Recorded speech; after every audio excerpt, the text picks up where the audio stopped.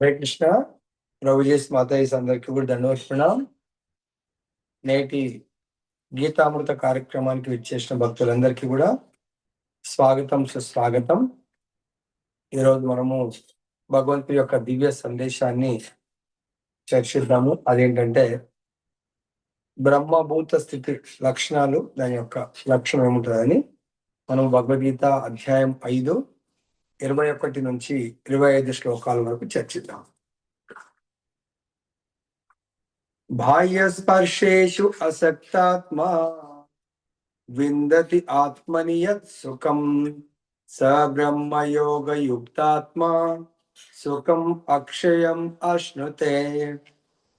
ఏహి సంస్పర్శజా భోగా దుఃఖయోనయ ఏవతే ఆది అంతవంతః కౌంతేయ న తేషు రమతే బుధః.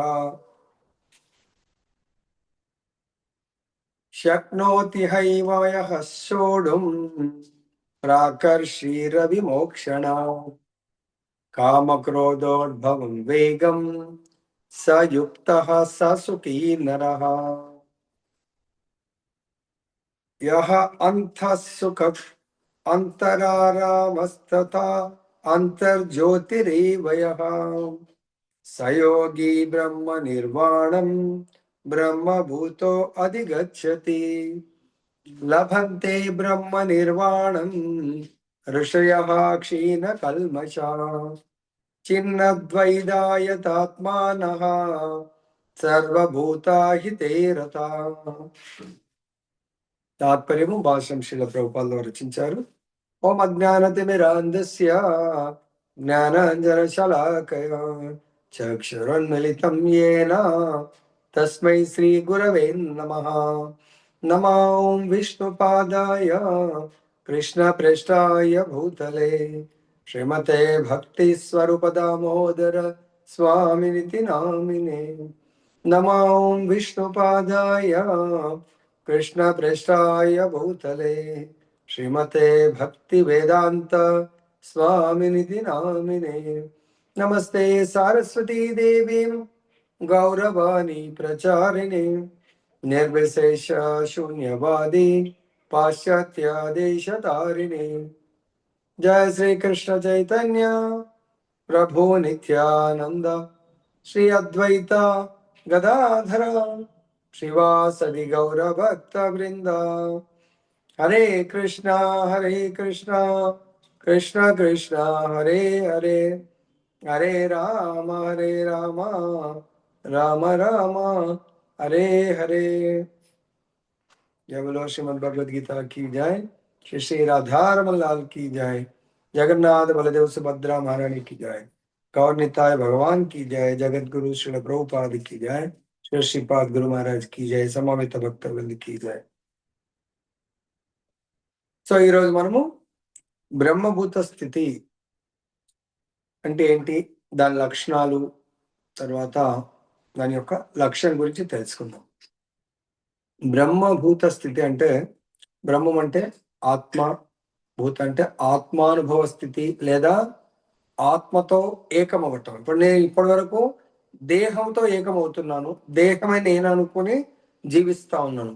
కానీ నేను దేహం కాదు, నేను ఆత్మను, దేహానికి పరమైనటువంటిది. దేహము త్రిగుణాలతో కూడుకున్నది, ఆత్మ త్రిగుణాతీతం. త్రిగుణాలంటే సత్వగుణము, రజోగుణము, తమోగుణము. దేహము త్రిగుణాలకు, ఆత్మ విశుద్ధ సత్వము లేదా గుణాతీతము. కాబట్టి నేను అటువంటి ఆత్మతో ఏకమవటం అంటే నేను అని ఆత్మగా మనము ఆ అనుభవాన్ని అనుభవించడం. అంటే లైక్ ఇప్పటి వరకు నేను దేహాన్ని సుఖపెట్టాలి, దేహానికి సంబంధించిన చేస్తాను కాదు, నేను దేహం కాదు, ఆత్మనే సంతృప్తి, ఆత్మని ఫీలింగ్ లో జీవించడము. ఎలా జీవిస్తాము? దేహం యొక్క లక్షణాలు వేరు, దేహం యొక్క లక్ష్యాలు వేరు, దేహం యొక్క కర్మలు వేరు. ఆత్మ యొక్క కర్మలు వేరు, ఆత్మ యొక్క లక్ష్యం వేరు, ఆత్మ యొక్క లక్షణాలు వేరు. ఈరోజు మరి బ్రహ్మభూత స్థితి అంటే దాని ఇక్కడ ముక్త స్థితి అంటే భౌతిక చైతన్యం నుంచి ఆధ్యాత్మిక చైతన్యంలో జీవించడానికి ముక్త స్థితి. భౌతిక చైతన్యం అంటే ఈ భౌతిక ప్రపంచమే నా శాశ్వతం. భౌతిక ప్రపంచంలో మా ఇల్లు ఒక పార్ట్. నా ఇల్లే నాకు స్వర్గము, ఎవ్రీథింగ్. ఈ ఇల్లే నాకు శాశ్వతము. ఇంటితో నేను శాశ్వతంగా ఉంటాను అనుకుంటా, ఉండలేను. అలా నేను ఉండలేను. నేను శాశ్వతమైనది నేను పొందాలి. కాబట్టి తాత్కాలికమైన దాన్ని నేను పొందకూడదు. లైక్ దీనికి ఎగ్జాంపుల్ తీసుకుంటే, ప్రభుత్వ ఉద్యోగాల్లో కొన్ని ఉద్యోగాలు సంవత్సరం ట్రైనింగ్ ఉంటాయి, కొన్ని 6 నెలలు ట్రైనింగ్ ఉండొచ్చు, కొన్ని 3 నెలలు ట్రైనింగ్ ఉండొచ్చు. ఎక్కడో వేరే ఊర్లో మంచి ట్రైనింగ్ సెంటర్, అకామిడేషన్, ఫుడ్ బ్రహ్మాండంగా ఇస్తారు. అక్కడ ఏం టెన్షన్ ఉండదు. మంచి హరాముగా హాస్టల్ ఉంటుంది, ఫుడ్ ఉంటుంది, కోచింగ్ ఉంటుంది. ఇదే బాగుందని అక్కడే కంటిన్యూ ఉండాలనుకుంటే అది నిజమైనటువంటి తెలివిగలవాడు చేసేటువంటి పని కాదు. ట్రైనింగ్ తర్వాత పర్మనెంట్ జాబ్ మనం పొందడానికి వరకు ట్రైనింగ్ మంచిగా చేయాలా, ఎగ్జామ్స్ మంచిగా రాయాలి, మంచి రిజల్ట్తో పర్మనెంట్ పోస్ట్ సంపాదించాలి. అది తెలివిగలవాడు. ట్రైనింగ్లో ఫెయిల్ అవుతూ ఉండడం అనేది బద్ధస్థితి. ట్రైనింగ్లో పాస్ అయి పర్మనెంట్ పోస్ట్ సంపాదించి జాబ్లో జాయిన్ అవ్వటం అనేది ముక్త స్థితి. అంటే లేదు, నేను ట్రైనింగ్లో ఉండకూడదు, ఫస్ట్ అటెంప్ట్లోనే అందరికంటే మంచి ర్యాంక్ సంపాదించి వెళ్ళాలి. అదేవిధంగా ఈ భౌతిక ప్రపంచము తాత్కాలికమైనటువంటిది. తాత్కాలిక ప్రపంచంలో ఈ తాత్కాలికంగా ట్రైనింగ్ సెంటర్లు ఎలా అయితే భోజనం కల్పించారు, వసతి కల్పించారు, తర్వాత అక్కడ ఉన్న కొంతమంది ఫ్రెండ్స్ని కల్పించారు, టీచర్స్ని కలిపి, అలా కొన్ని వసతులు ఉంటాయి. కానీ అవి టెంపరీగానే ఉంటాయి. శాశ్వతంగా మనం ఒక పోస్ట్ సంపాదించి వెళ్ళాలి. అలానే ముక్త పురుషుడు భౌతిక ఇంద్రియ సుఖానికి ఆకర్షితుడు కాడు. అక్కడ ట్రైనింగ్ సెంటర్లో మనం ఏం పని చేయాల్సిన అవసరం ఉండదు. సో ఫ్రెష్గా పడుకొని తయారైపోతే మెస్ ఉంటుంది, తర్వాత క్లాస్ రూమ్స్ ఉంటాయి, తర్వాత మనకు కల్చరల్ ఉంటుంది, గేమ్స్ ఉంటాయి, హాయిగా మంచి వాతావరణం ఉంటుంది. వాటికి ఆకర్షితులవుతూ అక్కడే ఉండాలని కోరుకుంటే వాడు ఫెయిల్ అయినట్టు. లేదు లేదు నేను ఇక్కడ ఉండకూడదంటే అది ఎగ్జాంపుల్. భౌతిక ఇంద్రియ సుఖానికి ఆకర్షితులు కాకుండా తనలోనే సుఖాన్ని అనుభవిస్తూ సర్వదా సమాధిలో ఉంటాడు. తనలోనే సుఖాన్ని అంటే ఆత్మానందాన్ని పొందుతాడు. ఎలా? లోపల పరమాత్మ కూడా ఉంటాడు. ఆ పరమాత్మతో ఆయన కనెక్టివిటీ పొంది తనలో తాను సుఖాన్ని పొందుతాడు. కానీ అది దేహం అయితే ఇంకొక దేహం నాకు ఆనందాన్ని ఇవ్వాలి, అప్పుడే నేను సుఖాన్ని పొందుతాను. దానికి ముందు మనం చూద్దాం. ఆత్మదర్శి పరబ్రహ్మను ధ్యానించే కారణంగా అపరిమిత సౌఖ్యాన్ని అనుభవిస్తాడు. తనలో ఎట్లా సుఖాన్ని పొందుతున్నాడు? మన లోపల మనము ఉన్నాము, మనతో పాటు పరమాత్మ ఉన్నాడు. ఎవరైతే ఆ పరమాత్మ మీద ధ్యానం చేస్తారో వాళ్ళకు పరమాత్మ దర్శనం కలుగుతుంది. అప్పుడు ఆ పరమాత్మ దర్శనం వల్ల ఈ భౌతిక దర్శనాలు మనకు తుచ్చమైనవిగా అనిపిస్తూ ఉంటవి. వీటితో మనకు ఆనందం ఉండదు. ఆ పరమాత్మతో ఎప్పుడైతే సంబంధం ఏర్పడుతుందో దివ్యానందాన్ని మనము అనుభవించగలుగుతాము. దానికి ఎగ్జాంపుల్ మనం చూసినట్టయితే ధ్రువ మహారాజ్ 5 సంవత్సరాల బాలుడు. ఆయన తండ్రి దగ్గర అవమానపడి, తండ్రి దగ్గర ఆయన అనుకుంటాడు ఈ దేహ సుఖమే, తండ్రి ఒడిలో కూర్చోవటము, తల్లి దగ్గర ఆ యొక్క రాజకుమారుడు ఆయన ఆ భోగాలను అనుభవించి చాలా ఆనందంగా ఉంటాడు. కానీ ఒకసారి తన పినతల్లి అవమానపరిచి తండ్రి ఒడిలోంచి దింపేసి నువ్వు ఇక్కడ కూర్చోవడానికి అర్హత లేదు అన్నప్పుడు చాలా బాధపడతాడు. అంటే చూడండి, భౌతిక సుఖాలకు ఎప్పుడైనా ఆటంకం కలగవచ్చు. అప్పుడు తన తల్లి ఆదేశానుసారం ఆయన చక్రవర్తి, ఆయన మీ పినతల్లిని ఇష్టపడుతున్నాడు కాబట్టి నేను కూడా ఏం చేయలేను, మరి ఎలా మరి నన్ను ఇటువంటి పరిస్థితుల్లో రక్షిస్తారంటే ఆ భగవంతుడే రక్షించగలడు. అంటే భగవంతుడు ఎక్కడ దొరుకుతాడు? భగవంతుడు వనాల్లో వెళ్ళి ధ్యానం చేస్తే దొరుకుతాడంటే సరే నేను భగవంతుడు పొందిన తర్వాతనే వస్తాను, అప్పటి వరకు రాను అని ధ్రువ మహారాజ్ వెళ్ళడం జరుగుతుంది. అప్పుడు ఆయన సీరియస్నెస్ చూసి, భగవంతుడు పొందాలి అనే సీరియస్నెస్ చూసి భగవంతుడు నారదముని పంపిస్తాడు. అతనికి టెస్ట్ పెట్టి if is really serious then ఆయనకు నన్ను పొందే జ్ఞానాన్ని బోధించండి అని. అప్పుడు నారదముని టెస్ట్ చేస్తాడు. దెన్ ధ్రువ మహారాజు ఆ టెస్ట్ లో పాస్ అవుతాడు. ఏమని?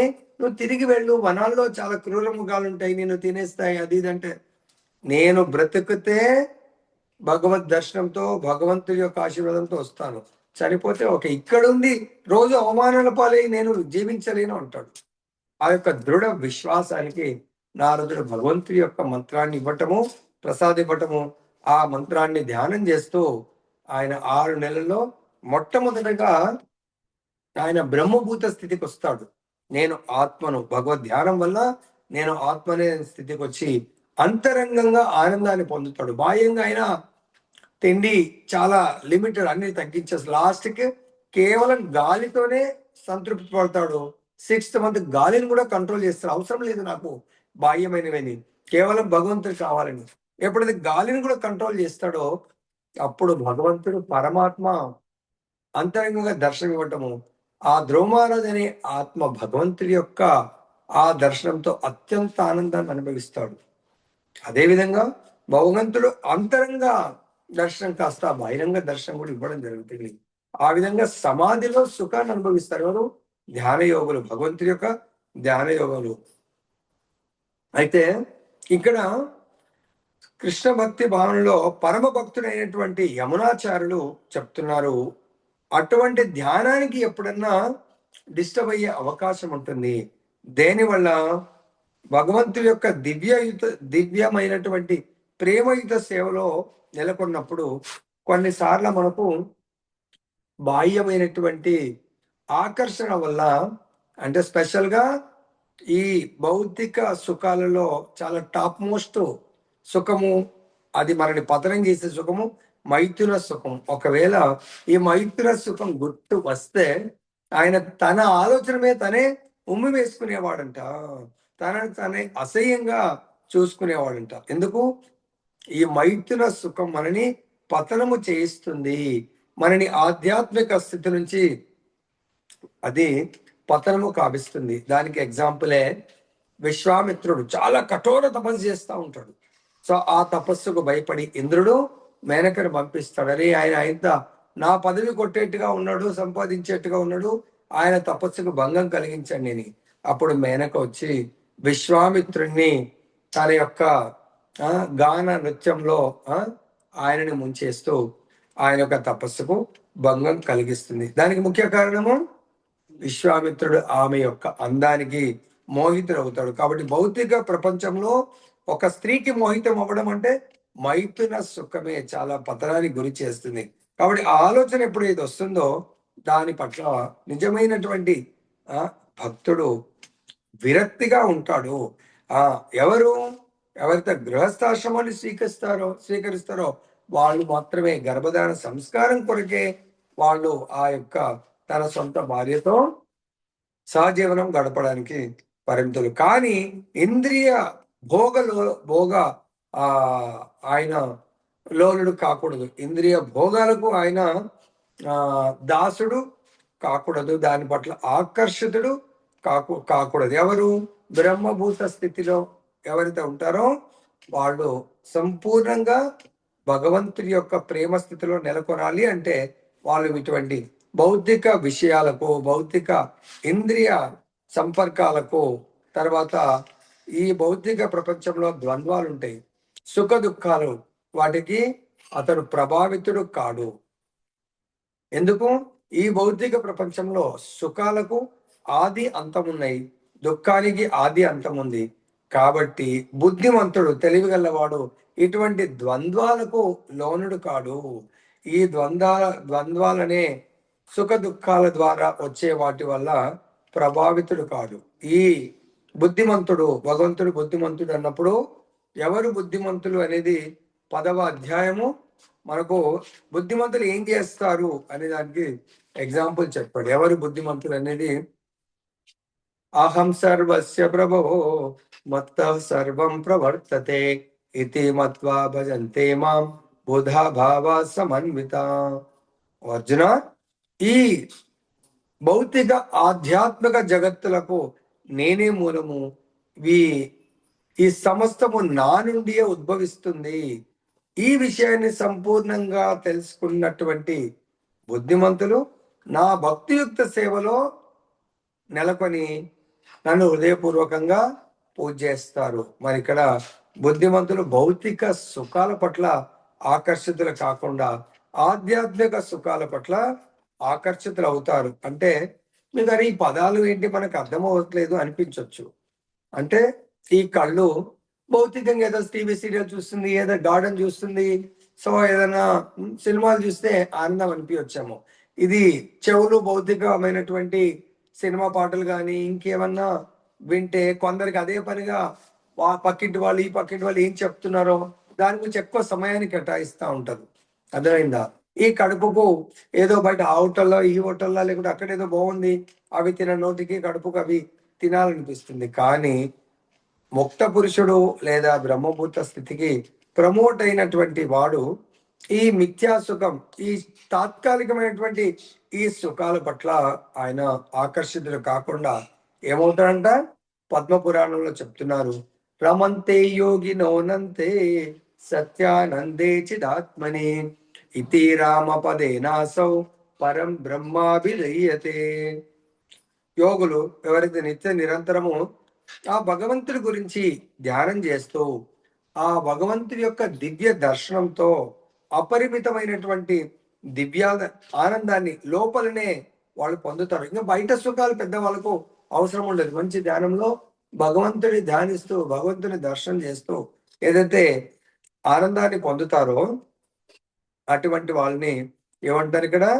పరతత్వం అంటే భగవంతుడు రాముడని, ఆ రామచంద్రుడు మనందరినీ రమింపజేసేటువంటి వాడు, ఆనందాన్ని ఇచ్చేటువంటి వాడు. అటువంటి దర్శనంతో వాళ్ళు దివ్యమైనటువంటి ఆనందాన్ని పొందుతారు తప్ప భౌతికమైనటువంటి విషయ వాంఛల పట్ల వాళ్ళకు కోరికలు ఉండవు. వాటితో వాళ్ళు ఆనందాన్ని పొందలేరు. సో దీనికి శ్రీమద్ భాగవతం 5.5.1 ఒకవేళ అలాంటి ఆనందాన్ని పొందాలనుకుంటే మన పతన స్థితి, ఇంద్రుడికే అటువంటి పతన స్థితి రావడం జరిగింది. ఎలా ఉంది అని చూద్దాం. నాయం దేహో దేహ భాజాంలోకే కష్టాన్ కామాన్ అర్హతే విభుజాం ఏ తపో దివ్యం పుత్రకాయేన సత్వం శుద్ధేత్యస్యాద్ బ్రహ్మ సౌఖ్యం త్వరంతం. సో ఒకసారి ఇంద్రుడు ఏదో అపరాధం చేస్తే వాళ్ళ గురువు గారి యొక్క శాపం వల్ల భూలోకంలో వచ్చి మన పెద్ద పెద్ద మోరీల్లో మన ఇప్పుడైతే కనబడట్లేదు, సో ఊర్లలో ఇంకా ఉండొచ్చు, పందులు మలభక్షణం చేస్తూ ఉంటాయి. అటువంటి పందిగా జన్మించమని శపిస్తాడు.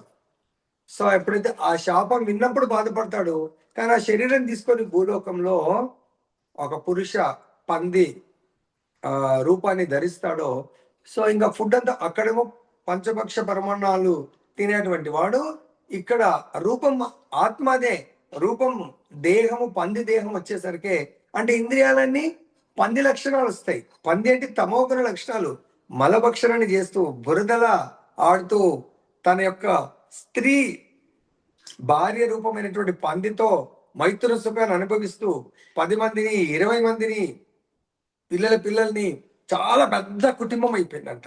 అలా టెంపరీగానే ఆయన శాపం ఇస్తాడు. కానీ అక్కడ చూస్తూ చాలా అత్యంత ఆనందంలో మునిగి తేలుతా ఉంది. ఇంద్ర సుఖం ఎక్కడ, పంది సుఖం ఎక్కడ? కానీ అరే టైం అయిపోయింది.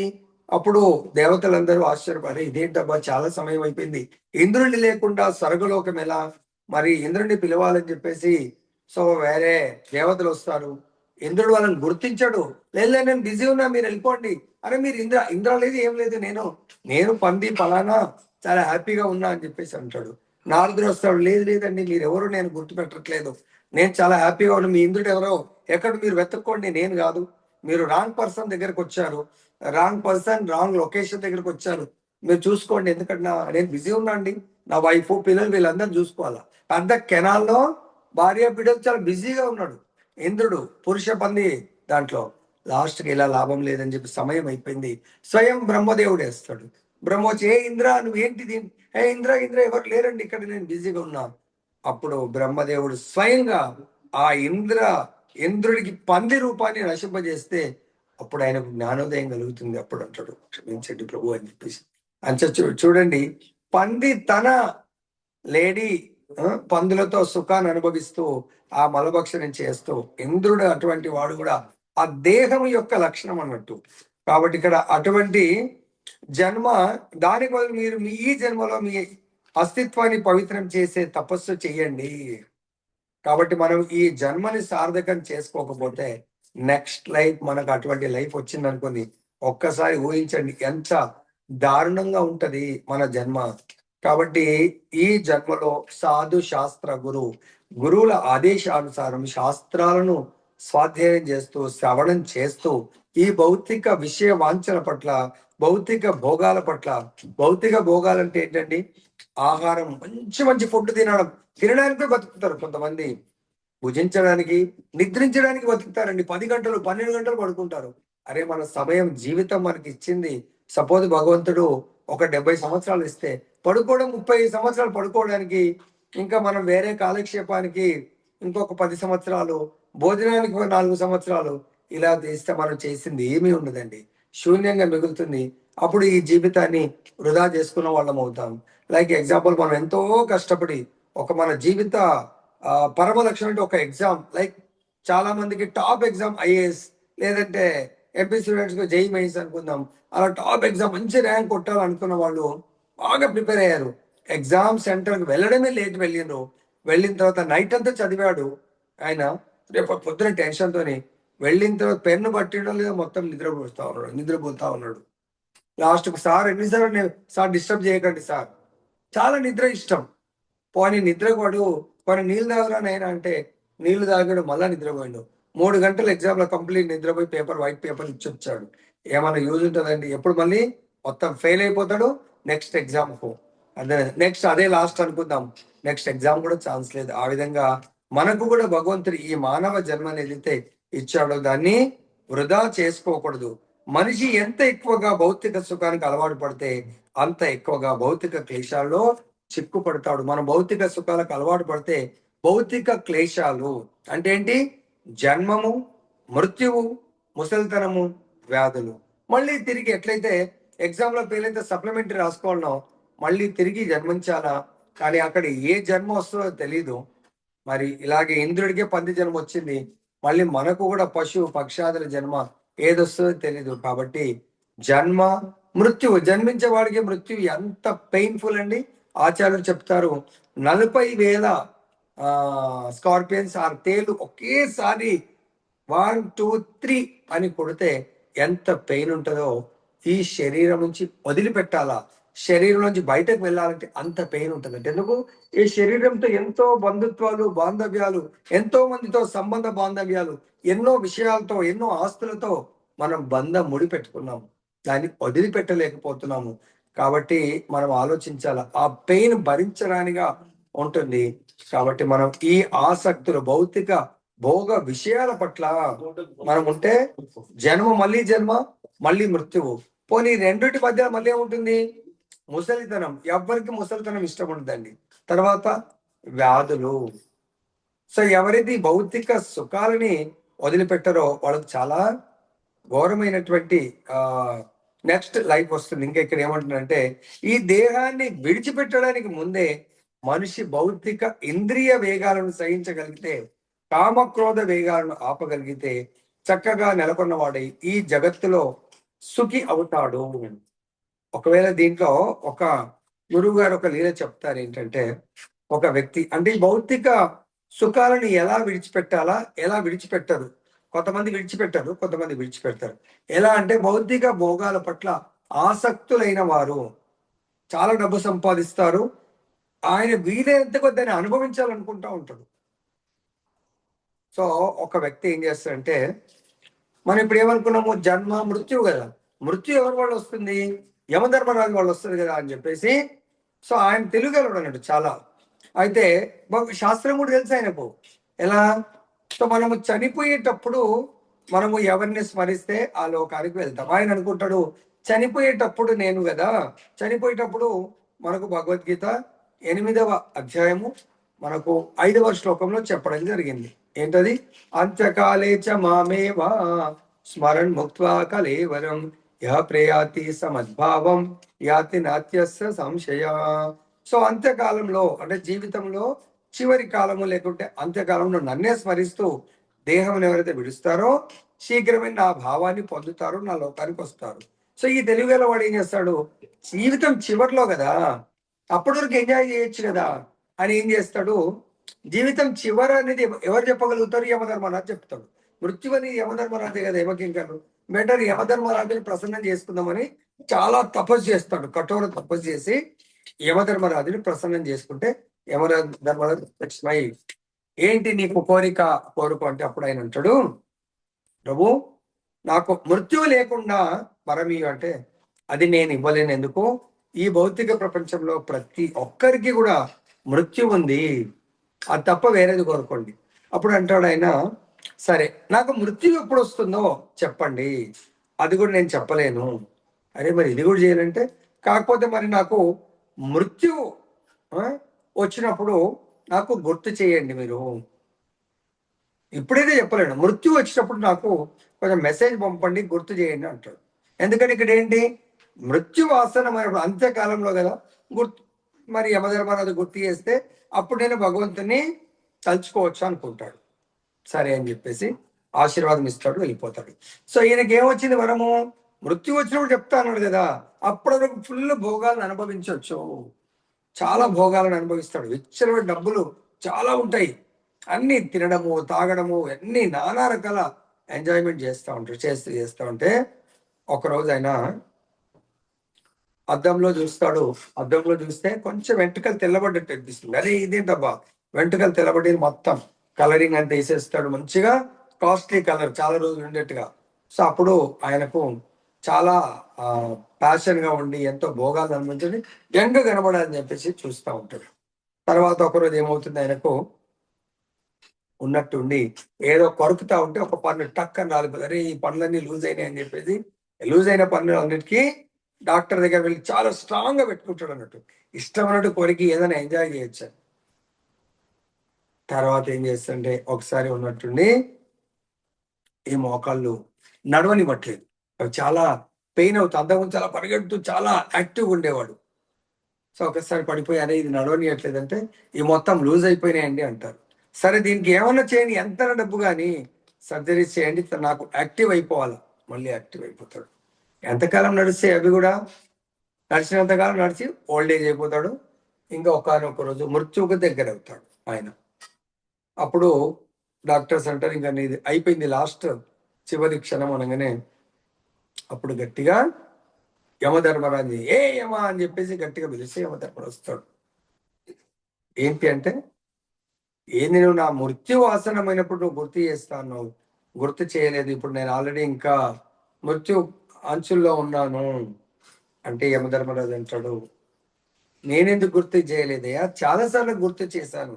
అరే మీరెక్కడ గుర్తు చేశారు, మానవులే మాట ఇచ్చి తప్పుతారనుకుంటే మీరు కూడా తప్పారు, నాకు ఎక్కడ గుర్తు చేశారంటే అప్పుడు చెప్తాడు, నీకు ఫస్ట్ వార్నింగ్, ఇంకా నువ్వు దగ్గర పడుతున్నావు మృత్యువు, కానీ వెంట్రుకలకు తెల్లబడ్డప్పుడు అప్పుడు నీ యొక్క భౌతిక సుఖాలను ఆపేసి ఆధ్యాత్మికతాన్ని ప్రాక్టీస్ చేస్తారేమో అని నీకు హెచ్చరించాను, కానీ నువ్వు దాన్ని పట్టించుకోకుండా ఇంకా దానికి కలర్ వేస్తూ ఇంకా ఎంజాయ్మెంట్ పెంచావు. తర్వాత రెండవ లెటర్ అంటే లెటర్ పంపించమన్నాడు అన్నట్టు, నాకు లెటర్ పంపి అంటే యమధర్మ అంటే నీకు పంపించానంటాడు. అరే నాకు లెటర్ అందలేదు, మరి ఏమన్నా వేరే అడ్రస్కి ఏమన్నా పంపించావంటే మేము పంపించే లెటర్ మీ భూలోకంలో ఉన్నటువంటి కరస్పాండెన్స్ కాదు, ఈ విధంగా నేను పంపించాను.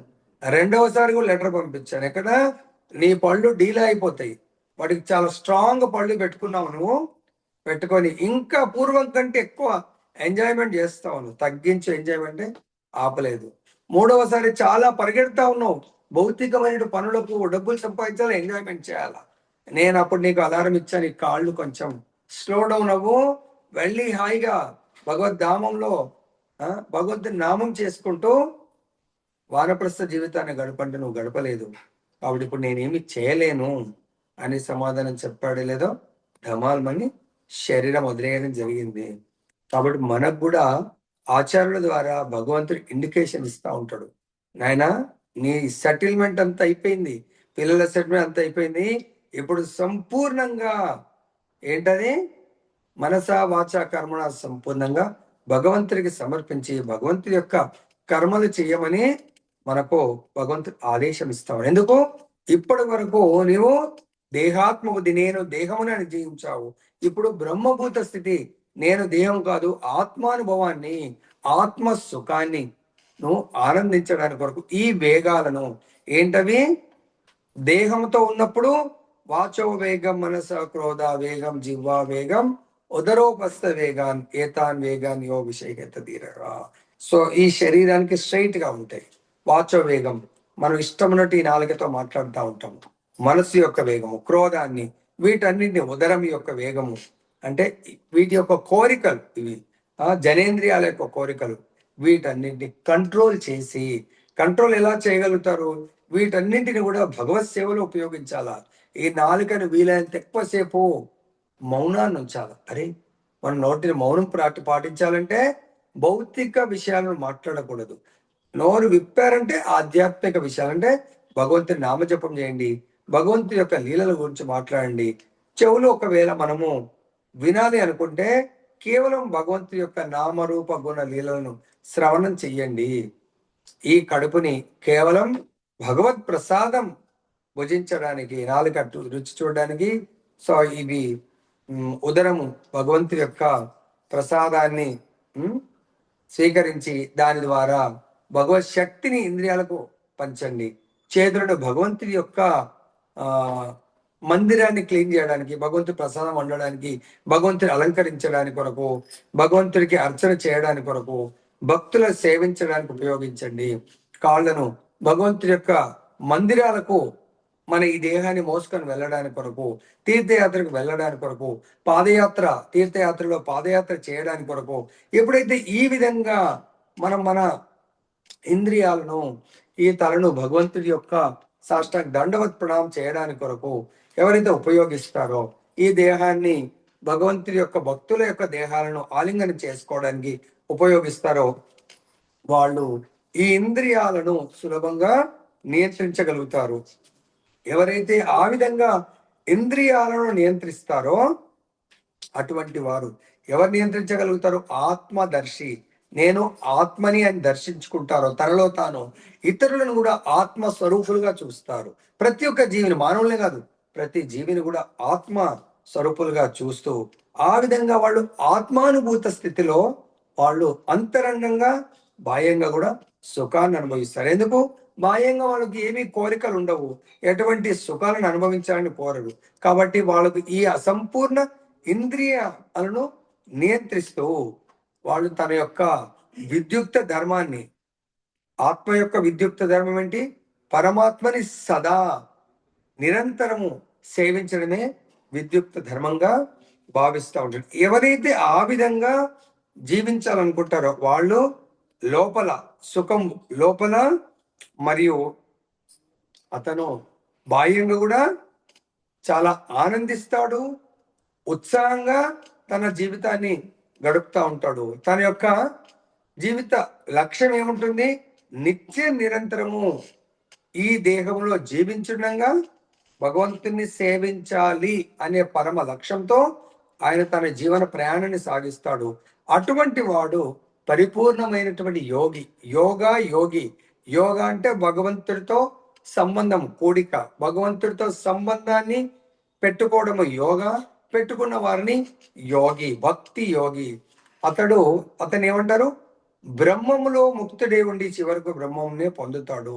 బ్రహ్మంలో ముక్తుడై ఉండటం అంటే ఈ దేహము స్థితి నుంచి బ్రహ్మం అంటే ఆత్మ, పరబ్రహ్మం అంటే పరమాత్మ. బ్రహ్మంలో ముక్తుడై ఉండడం అంటే ఆ పరమాత్మతో ముక్తి అంటే భౌతిక బంధాల నుంచి అనాసక్తి, కంప్లీట్ గా బ్రహ్మంలో ముక్తుడై ఉండి చివరకు బ్రహ్మంనే పొందుతాడు. అంటే పరబ్రహ్మాన్ని కూడా బ్రహ్మం అంటారు, పరబ్రహ్మాన్ని పొందుతాడు. బ్రహ్మం పరబ్రహ్మాన్ని పొందుతాడు. ఏ విధంగా అయితే సముద్రం నుంచి సూర్యుడి యొక్క సూర్య కిరణాల ద్వారా నీటిని ఆవిరి రూపంలో తీసుకొని మేఘావృతమై వర్ష రూపంలో మళ్ళీ అదే నీరు కిందికి వచ్చి నదుల ద్వారా, నది ఏ విధంగా అయితే కొండల ప్రాంతాల నుంచి నదులు జన్మించి అవి తిరిగి అందరినీ పావనం చేస్తూ చేస్తూ తన ప్రయాణంలో తన గమ్యస్థానమైనటువంటి సముద్రంలో కలిసిపోవటము, సముద్రాన్ని చేరుకోవటమే తన యొక్క లక్ష్యము. అదేవిధంగా ఈ ఆత్మ అనే బ్రహ్మము చివరకు బ్రహ్మాన్నే పొందటము. ఈ యొక్క భౌతిక జీవన ప్రయాణం అంటే నదులు ఎట్లాగైతే ఎన్నో వందల వేల కిలోమీటర్లు ప్రయాణం చేస్తూ ఎంతో మందిని కలుస్తూ ఎన్నో ప్రాంతాలను కలుస్తూ మనం కూడా మన ఈ జీవన ప్రయాణంలో ఎంతో మందిని, ఎంతో సుఖ దుఃఖాలను, ఎన్నో పరిస్థితులను కలుస్తూ మనము ఆ ప్రయాణంలో ముందుకు వెళ్తాం. కానీ ఎలాగైతే నదులు, జీవ నదులు ఎక్కడ ఆగిపోవో, తన ప్రయాణం గమ్యస్థానమైనటువంటి సముద్రాన్ని కలవటము మన యొక్క ఈ చాలా లాంగ్ ప్రయాణం, అనంతకాల ప్రయాణంలో మనం అలసిపోవట్లేదు, కంటిన్యూ అవుతూనే ఉంది పునరపి జననం పునరపి మరణం. కాబట్టి దీంట్లో మనము ఎంతవరకైతే భౌతిక చైతన్యంలో ఉన్నామో అంతవరకు మనము దుఃఖాలను అనుభవిస్తాము. ఎప్పుడైతే మనం ఆత్మానుభూత స్థితికి వస్తామో అప్పుడు భౌతికం అన్ని దుఃఖం అనిపించవు. ఎలాగైతే సముద్రంలో చాలా మంది మురికిని కూడా కలుపుతారు, ఫ్యాక్టరీస్ మలినాలను కలుపుతున్నారు, సో ఎన్నో రకాల మలినాలు, కానీ ఆ నదులు వాటి వల్ల ప్రభావితం కావు. అరే వీళ్ళు ఎందుకు కలుపుతున్నారు అని చెప్పేసి ఎంత కూడా బాధపడవు ముందుకు వెళ్తా ఉంటే. అలానే దీనికి ఒక గురువు గారు చెప్తా ఉంటారు, ఒక చిన్న కప్పనంట ఏం చేస్తుందంటే, ఒక రాజు యొక్క ఏనుగు రోజు నగర వీధుల్లో, మనకు తిరుపతిలో కూడా ఆ భగవంతుడి యొక్క ఏనుగు, సో మాడ వీధుల్లో భగవంతుడి యొక్క ఏమంటారు ఊరేగింపులో భగవంతుని ఆ ఏనుగు పైన ఊరేగిస్తూ ఉంటారు. అట్లనే రాజుగారి ఏనుగు రాజ వీధుల్లో తిరుగుతూ ఉంటే ఒకసారి ఒక చిన్న కప్ప, సో అది అనుకుంటుందంట, అరే దీనికే ఉన్నదా ఇంత హోదా, నాకు కూడా ఎందుకు దాని దగ్గర సంపత్తి ఉన్నదండి హోదా అనుకుంటుందా, నాది కూడా ఏదో ఒక రోజు సంపత్తి రాకపోతుందా, నేను కూడా ఈ ఏనుగులాగా అంత గొప్పదాన్ని కాకపోతానని చెప్పి అనుకొని ఒకసారి అక్కడ ఎవరో ఒక 1 రూపీ కాయిన్ ఏదో ఉంటే అప్పుడు దానికి ఆహా ఈ రోజు నా దగ్గర కూడా సంపత్తి ఉన్నది, నడి రోడ్లో ఆ కాయిన్ మీద నిలబడి ఏ ఏనుగు అటు నుంచి ఏనుగు వస్తుంటే, ఏనుగా చూడు ఈ రోజు నేను కూడా ఒక సంపత్తి నా దగ్గర కూడా ఉంది అని చెప్పి దాంతో ఇట్లా మాట్లాడుతూ ఉంటే ఏనుగు పట్టించుకుందా, తన టీవీగా నడుచుకుంటూ వస్తూ టక్కన అది కదలట్లేదు, వచ్చింది తన టీవీగా నడుచుకుంటూ వస్తాడు, టాప్ అని చెప్పేసి ఆ కప్ప మీద కాలు పెట్టేసరికి కప్ప కాస్త ఆ 1 రూపీ బిళ్ళ కాస్త చపాతీలాగా మారిపోయిందంట. అంటే చూడండి ఆ ఏనుగు దీన్ని పట్టించుకున్నదా. కాబట్టి అదే విధంగా ఈ బ్రహ్మభూత స్థితి, ఆత్మానుభూత స్థితిలో ఉన్నటువంటి వాడు భౌతికమైనటువంటి దేని గురించి కూడా ఆయన ప్రభావితుడు కాడు, ఎవ్వరి వల్ల ప్రభావితుడు కాడు. ఎవరైనా ఆయనని ఈ భౌతిక విషయాలను చర్చించి కానీ భౌతిక సుఖాలను ప్రలోభ పెట్టి ఆయన్ని దాంట్లోకి లాగాలని చూసిన అతడు వాటి గురించి అసలు పట్టించుకో. ఎట్లయితే ఏనుగు ఆ కప్ప యొక్క ఛాలెంజ్ పట్టించుకుందా, పెద్ద పట్టించుకో, తన యొక్క రాజ టీవీ నడుస్తా ఉందో ఆ విధంగా ముక్త పురుషుడు బాహ్యమైనటువంటి ఈ భౌతిక సౌఖ్యాన్ని ఏమాత్రం కోరుకోడు, పట్టించుకోడు. ఎందుకు? అవి అవి వాటి పట్ల అతనికి రుచి ఉండదు. అర్థమైందా? సో అదే విధంగా ఇక్కడ మనం చూసినట్టయితే ఆ బ్రహ్మభూత స్థితి లక్షణాలు ఏంటంటే, ఫ్యామిలీలో ఉంటాడు, కానీ ఫ్యామిలీలో ఉన్న ఎవరికి ఎటువంటి సమస్యలు వచ్చినా ఆయన వాళ్ళకు నచ్చ చెప్పడానికి, ఇది నీ యొక్క మనం ఇలా చేసాం కాబట్టి ఇలా వస్తుంది, ఇది మన ప్రారంభం ఇట్లా జరుగుతుంది, ఓకే నో ప్రాబ్లం, ఇప్పుడు రాత్రి అయింది, రాత్రి ఎలా అయింది అని చెప్పేసి మనం బాధపడుతూ నడుస్తుందా? ఆఫ్టర్ 7-8 అవర్స్ అగైన్ మనకు తెల్లవారుతా ఉంది, కానీ 7-8 గంటలు వెయిట్ చేయాలి. అలాగే మన జీవితంలో సుఖ దుఃఖాలు అనేది మన యొక్క ప్రారంభ కర్మల వల్ల వస్తుంది. దానివల్ల మనం ప్రభావితం కాకుండా తప్పకుండా నాకు దీన్ని దాటాలి అని అనాలంటే కంప్లీట్ గా భగవంతుడి యొక్క చింతనలు ఎవరైతే ఉంటారో వాళ్ళు చాలా సులభంగా దాటగలుగుతారు. ఇంకా ఏం చెప్తున్నా అంటే, మనందరికీ కూడా చాలా సందేహాల నుండి ఉత్పన్నమయ్యే ద్వంద్వాలకు అతీతులైన వారు, మనస్సులు అంతరంలోనే నెలకొన్న వారు, సకల జీవుల సంక్షేమానికై పనిచేయడంలో సర్వదా తలమునకలై ఉండేవారు, సమస్త పాపాల నుండి విముక్తులైన వారు అయిన జనులు బ్రహ్మములో ముక్తిని పొందుతారు. అంటే ఇవన్నట్టు వాళ్ళు ఈ విధంగా వాళ్ళు తమ యొక్క కార్యాల్లో నెలకొని ఉంటారు. బ్రహ్మంలో ముక్తులైన వారు అంటే వాళ్ళు బ్రహ్మ స్థితికి ఎదిగినటువంటి వాళ్ళు, అంటే పరమాత్మతో డైరెక్ట్ కనెక్టివిటీ ఉన్నటువంటి వాళ్ళు. వాళ్ళు ఇంకా భౌతికంతో ఏమీ పని ఉండదు వాళ్ళకు. అర్థమైందా? లైక్ భగవంతుడు కృష్ణ భగవానుడు వచ్చాడు, అర్జునుడు ఉన్నాడు. పాండవులు ఏమన్నా వాళ్ళ కౌరవులు పెట్టేటువంటి కష్టాలతో అసలు వాళ్ళు ఎటువంటి ప్రభావితులు గారు. వాళ్ళ మాటల వల్ల కూడా ప్రభావితులు వాళ్ళు కాలేదు. ఎందుకంటే ఆ, కౌరవుల యొక్క నిండా సభలో ద్రౌపదిని ఎంతో అవమానపరుస్తాడు. ఆమెకు అప్పుడు ఆ పరిస్థితిలో కొంచెం కోపం వచ్చిన తర్వాత ఆ ద్రౌపది అశ్వత్థామ తన యొక్క పుత్రుడిని సంహరించిన తర్వాత కూడా అశ్వత్థామని కృష్ణుడు అర్జునుడు తీసుకొని దగ్గరకు వచ్చి, ద్రౌపది ఇప్పుడు చెప్పు ఇతన్ని ఏ విధంగా శిక్షించమని అంటావు, నువ్వు చెప్తే శిక్షిస్తాం. ద్రౌపది లేదు, క్షమించండి, ఆయనని విడిచిపెట్టండి అంటున్నట్టు. అంటే ఎటువంటి తన సంతానం 5 కుమారులకు మృత్యు కారణమైన అశ్వత్థామను కూడా వదిలిపెట్టమంట. అది ముక్త స్థితి అంటారు. బ్రహ్మభూత స్థితిలో ఉన్నటువంటి వాళ్ళు పెద్ద వీటి గురించి పట్టించుకో. ఎందుకు వాళ్ళకి తెలుసు, ఓహో నా పుత్రులు అనేవాళ్ళు కొంత పీరియడ్ కొరకే లీల చేయడానికి వచ్చారు. అదే విధంగా ఈ మహాభారత్ జరగక ముందు చంద్రుడి యొక్క కుమారుణ్ణి భగవంతుడు ఈ లీలలోకి ఆహ్వానిస్తే చంద్రుడు అంటాడు, కేవలం నేను 16 సంవత్సరాలు మాత్రమే నా కుమారుణ్ణి ఆ రోల్ ప్లే చేయడానికి ఇస్తాను. ఆ కుమారుడే అభిమన్యుడు. 16 సంవత్సరాలు దేవతల యొక్క 16 సంవత్సరాలు. 16 మన 16 సంవత్సరాలు దేవతలకు ఎన్ని రోజులు? మన 16 సంవత్సరాలు దేవతలకు 16 రోజులు. కేవలం 16 days. మన పిల్లల్ని ఒక ఏదైనా ట్రిప్కు లేదంటే ఏదైనా యాత్రకు పంపిస్తాం. 16 రోజులు. మనకు వ్రజమండలి యాత్ర ఉంటుంది, 30 రోజులు, 15 రోజులు కూడా చేయొచ్చు. అలా 16 రోజుల కొరకు వస్తాడు. తర్వాత ఒక్క నిమిషం కూడా ఉండడు. ఎందుకు? అంతే పర్మిషన్ తీసుకొని వస్తాడు. కాబట్టి మహాభారత యుద్ధం ఆయన 16 రోజుల కొరకే. 16 రోజులు కాగానే యుద్ధం స్టార్ట్ అవుతుంది. యుద్ధంలో ఆయన మరేస్తారు. కానీ అర్జునుడికి ఆ విషయం తెలియకని కాదు, లీల చాలా బాధపడిపోతుంటాడు. అరే నేను నా కొడుకు లేకుండా అది. తర్వాత భగవంతుడు జ్ఞానోదయం ఇవ్వగానే ఆయన మళ్ళీ తిరిగి ఒరిజినల్ గా బ్రహ్మభూత స్థితే, కానీ ఆ పరిస్థితిలో మళ్ళీ భౌతిక స్థితికి వచ్చి మనలాగా ఏడుస్తూ ఉంటే మళ్ళీ ఆయన జ్ఞానం ద్వారా కరెక్టే కదా. నాకు ఆయన పరాయి పుత్రుడు. అక్కడి నుంచి నా దగ్గర ఎట్లయితే సినిమాల్లో యాక్ట్ చేస్తూ ఉంటారు కదా, మన వైఫే హీరో వాళ్ళ వైఫే ఉంటుంది, కానీ ఆ సినిమాలో వేరే అతనికి భార్యలాగా పెళ్ళవటం చూస్తూ ఉంటాం. కానీ నిజంగా ఆమె అతనికి భార్య అయిపోతుందా? కాదు. సో కొన్ని సందర్భాల్లో హీరో చేతుల్లోనే ఆయన సొంత భార్య కూడా సినిమా యాక్ట్ చేస్తుంది, కానీ అక్కడ ఆమెని వేరే విలన్ ఏదో చంపేయడం జరుగుతుంది. నిజంగా చనిపోతుందా? చనిపోదు. లేదంటే పెద్ద యాక్సిడెంట్ అయ్యి సో ఆమె హాస్పిటల్ అవుతుంది, నిజంగా అవుతుందా? కానీ అక్కడ నటిస్తూ ఉంటారు. ఆమె ఏదో ఫుల్ సీరియస్ గా ఉన్నట్టు, ఏదో ఆమెకు సెలైన్ లీక్ చేస్తున్నట్టు, కానీ హీరో దానికి టెన్షన్ గా యాక్ట్ చేస్తూ ఉంటాడు.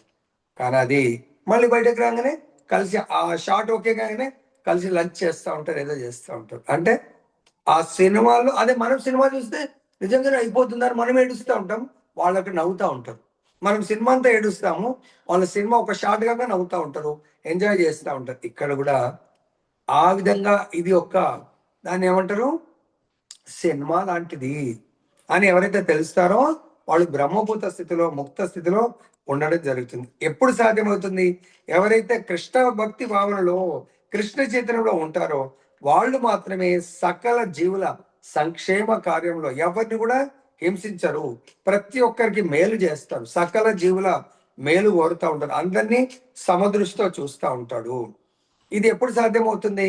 ఎవరైతే ఇటువంటి భగవంతుడి యొక్క దివ్యమైనటువంటి జ్ఞానంలో ఉంటారో వాళ్ళు మాత్రమే ప్రతి ఒక్కరి మేలు కొరకు, ప్రతి ఒక్కరి ఉద్ధరణ కొరకు, వీళ్ళు మనుషుల, వీళ్ళు జంతువుల, వీళ్ళు పరాయి వాళ్ళ, మన వాళ్ళ ఏమీ చూడరు. ప్రతి జీవుడి కొరకు జీవదయ అంటే ప్రతి జీవి కూడా జన్మ మృత్యు జరా వ్యాధి దుఃఖ దోషాను దర్శనం, ఈ జన్మ మృత్యు వలలోంచి వాళ్ళు బయటపడాలని ఆలోచిస్తూ ఉండే వాళ్ళే బ్రహ్మభూత స్థితిలో ఉన్నటువంటి వాళ్ళు వాళ్ళు భగవంతుడితో ఎటువంటి సంబంధాన్ని పెట్టుకుంటారు? వాళ్ళు భగవంతుడే పరమభోక్త, పరమ యజమాని, పరమ మిత్రుడు అనే విషయాన్ని మర్చిపోకుండా ఉండేవాడు ముక్త పురుషుడు. మర్చిపోయి ఉండేవాడు బద్ధజీవుడు. సో దీనికి ఏమంటారంటే మనకు ఆచార్యులు 5వ అధ్యాయము 29వ శ్లోకం ఇదే అధ్యాయంలో లాస్ట్ శ్లోకంలో చెప్పడం జరిగింది. ఏంటది? భోక్తారాం యజ్ఞ తపసాం సర్వలోకమహేశ్వరం సుహృదం సర్వభూతానాం జ్ఞాత్వా మాం శాంతి మృచ్చతి.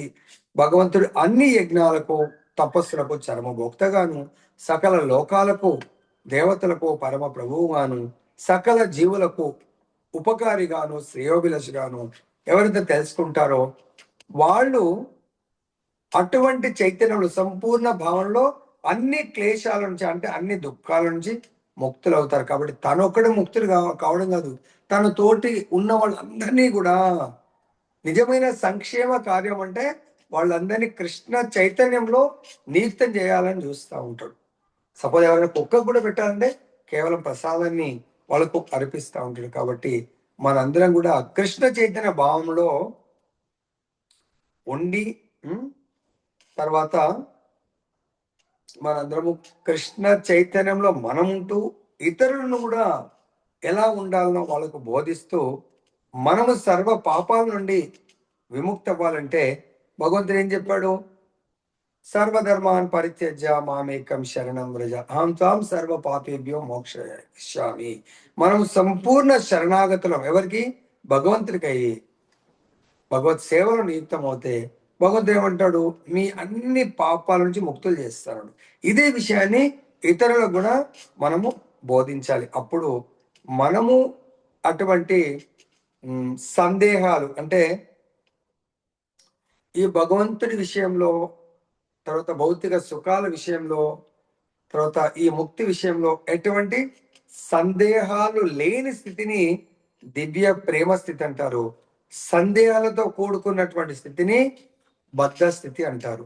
కాబట్టి బ్రహ్మభూత స్థితి, దేహాత్మ స్థితి. దేహాత్మ స్థితి వచ్చి సందేహాలతో కూడుకున్నది. బ్రహ్మభూత స్థితి, ఆ దివ్య ప్రేమ స్థితి సందేహ రహితం. అంటే భగవంతుడే పరమ నియాకుమ్మకుడు, భగవంతుడే పరమ భోక్త, భగవంతుడే అందరికీ పరమ రక్షకుడు, భగవంతుడే అందరికీ పరమ మిత్రుడు, శ్రేయోభిలాషి అని ఎవరైతే భావిస్తారో అటువంటి భావన స్థితిలో ఉన్నటువంటి వాళ్ళను భగవంతుడు దివ్య ప్రేమ స్థితికి ప్రమోట్ చేస్తాడు. కాబట్టి మనందరం ఆ విధంగా భగవత్ దివ్య ప్రేమని పొందడానికి కొరకు మనం ప్రయత్నం చేయాలి. ఆ ప్రయత్నం చేయాలి అంటేనే ప్రతిరోజు మనము భగవంతుడి యొక్క దివ్యమైనటువంటి భగవద్గీత, భాగవతం, కథామృతం భక్తుల సంఘంలో నిత్యము వింటూ వెళ్తుంటే మన లోపల ఉన్నటువంటి భౌతిక కల్మషాలు, భౌతికమైనటువంటి విషయ వాంఛలన్నీ ఎప్పుడైతే తొలగిపోతాయో దివ్య ప్రేమ స్థితికి చేరుకుంటాము. జయ బలో గ్రంథరాజ్ శ్రీమద్ భగవద్గీతకి జయ. హరే కృష్ణ కృష్ణ కృష్ణ హరే హరే, హరే రామ రామ రామ హరే హరే.